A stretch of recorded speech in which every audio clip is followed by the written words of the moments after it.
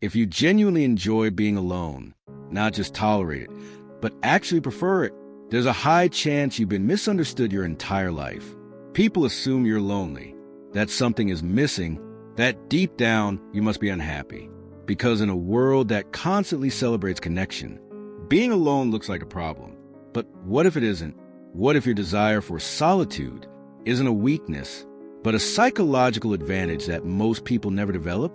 From a young age, we're taught that happiness comes from being surrounded by others, friends, family, social circles.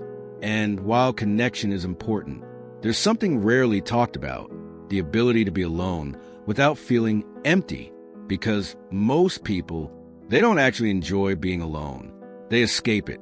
They fill every moment with noise, notifications, conversations, not because they love connection, but because they're avoiding something, themselves. But you're different. You can sit in silence and not feel the urge to run away from it. You don't need constant stimulation to feel okay. And that reveals something very important about your psychology. It means your mind isn't dependent on external input to create internal stability. Psychology often refers to this as internal anchoring, the ability to generate a sense of calm, direction, and identity from within instead of relying on the outside world to provide it. Most people never develop this because it requires facing your own thoughts, your own doubts, your own unanswered questions, and that's uncomfortable. So they avoid it. But when you spend time alone, consistently, you're doing something most people can't. You're building a relationship with your own mind. At first, that relationship isn't always peaceful. There are moments of overthinking, self-doubt, uncertainty. But over time, something shifts.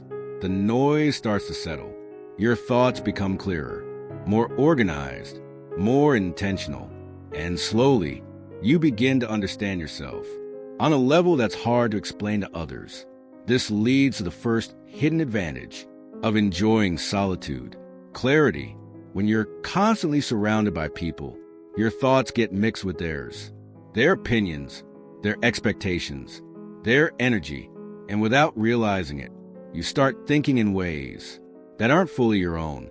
But when you spend time alone, you separate your voice from the noise. You begin to see what you actually think, what you actually want, not what you were influenced to want. And that level of clarity is powerful because it allows you to make decisions that are aligned with who you truly are. The second advantage is something even deeper: emotional independence. Most people's emotional state is heavily influenced by others. If they're praised, they feel good. If they're ignored, they feel low.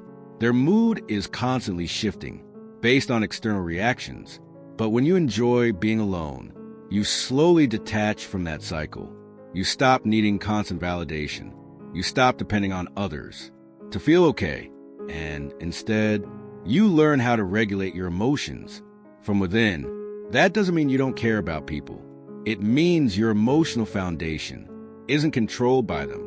And that creates a kind of stability that most people never experience. The third advantage is focus. When you're alone, there are fewer distractions, fewer interruptions, fewer external demands on your attention. And in that space, your mind can go deeper. You can think longer, work longer, create without interruption. This is why many of the most creative and innovative ideas don't come from busy environments.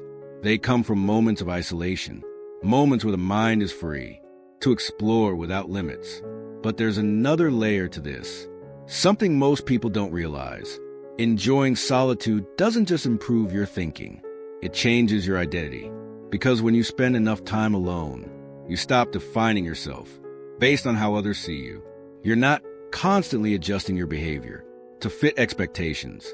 You're not performing. You're just being.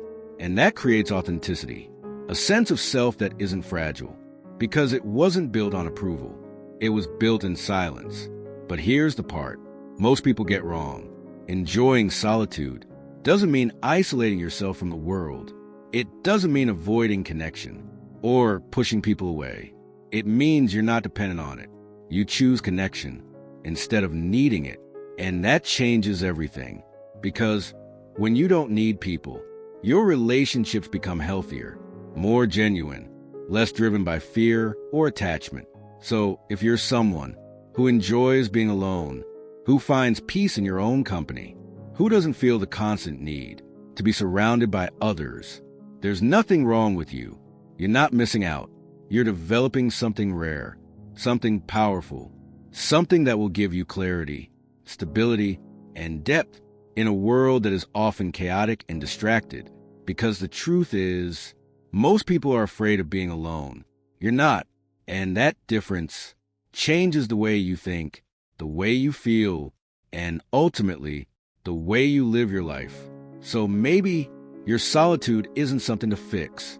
Maybe it's something to understand, something to protect, something to use. Because in the end, the person who is comfortable being alone is the person who is never truly lost. If this made you see yourself differently, then maybe it's time to stop questioning your nature and start trusting it.